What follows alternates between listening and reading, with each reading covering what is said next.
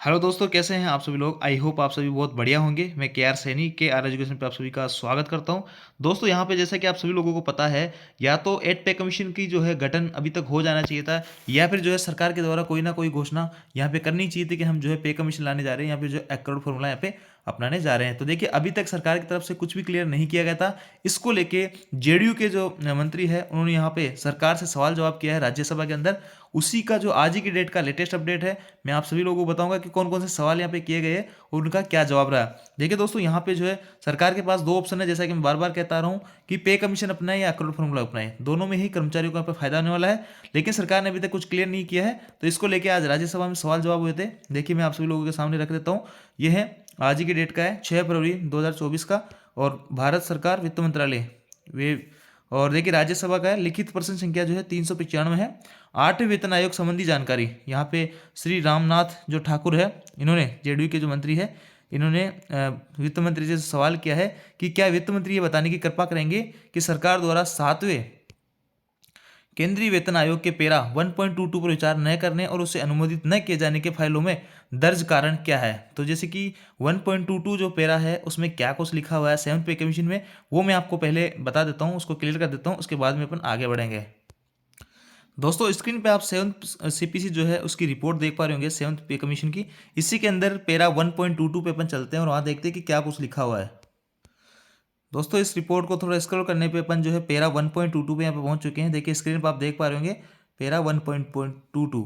It is, मैं आपको clear कर देता हूँ, it is also recommended that the matrix may be reviewed periodically without waiting for the long period of 10 years. It can be reviewed and revised on the basis of the accrued formula, which takes into consideration the changes prices of commodities that common man's basket, which the labour bureau Shimla reviews periodically. देखिए दोस्तों, इसमें मैं आपको clear कर देता हूँ क्या लिखा हुआ है। इसमें लिखा हुआ है कि जैसे कि आप सभी लोगों को पता है, पे कमीशन यहाँ पे हर 10 साल में आते हैं।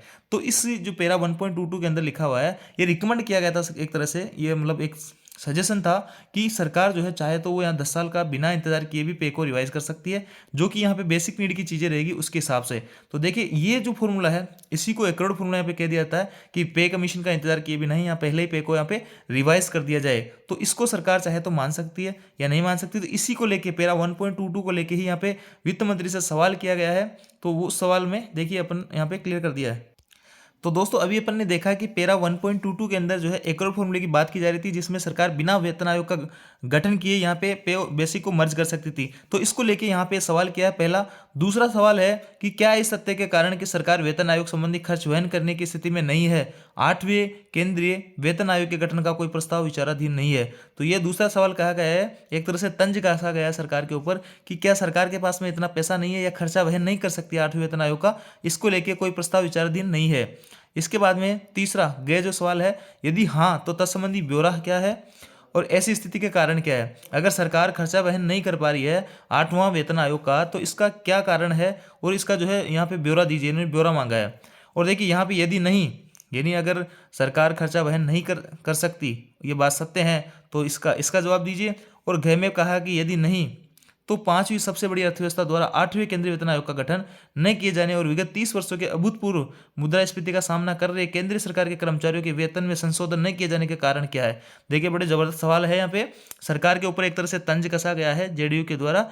तो इन्होंने सवाल किया है कि सरकार के पास में अगर खर्चा वहन करने की क्षमता नहीं है तो क्यों नहीं है, उसका क्या कारण है। और अगर सरकार खर्चा वहन कर सकती है तो इतनी बड़ी 5वीं जो अर्थव्यवस्था है, इतना 5वीं बड़ी अर्थव्यवस्था होने के बावजूद भी जो केंद्रीय कर्मचारी है, उनकी वेतन की जो विसंगति है, उनको दूर क्यों नहीं की जा रही, वेतन में संशोधन क्यों नहीं किया जा रहा।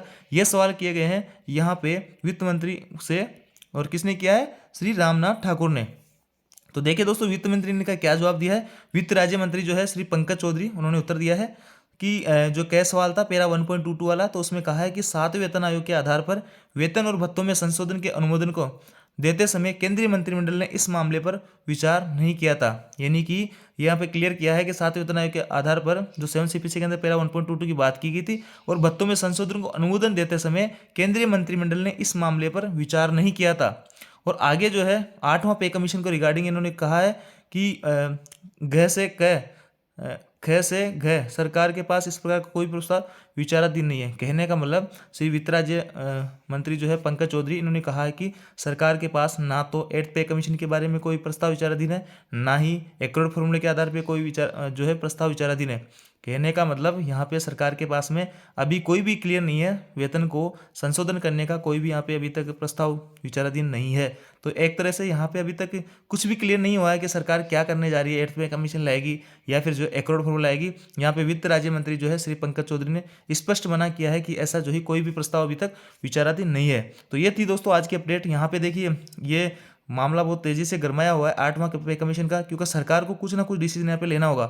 या तो वो पे को रिवाइज करे जैसे कि एक्रॉड फॉर्मूले के आधार पे, या फिर जो 8th पे कमीशन लाए। दूसरी पार्टियां जो वो भी लगातार यहाँ पे दबाव बना रही है। और देखिए बड़ी बड़ी बातें इसमें बड़े बड़े सवालों के माध्यम से तंज कसा गया है कि सरकार अगर भारत जो है कि अर्थव्यवस्था 5वीं बड़ी अर्थव्यवस्था है, फिर भी एम्प्लॉय को अपना जो है पे का कमीशन यहाँ पे का जो संशोधन है वो क्यों नहीं कर पा रहा है। तो ये जो इनका सवालों का जवाब दिया है वो भी मैंने आपको 1 बाय 1 करके बता ही दिया। तो ये थी अपडेट दोस्तों 8th पे कमीशन के रिगार्डिंग। आई होप जानकारी आपको अच्छी लगी। वीडियो आपको अच्छा लगा वीडियो को लाइक कीजिए, दोस्तों के साथ शेयर जरूर कीजिए।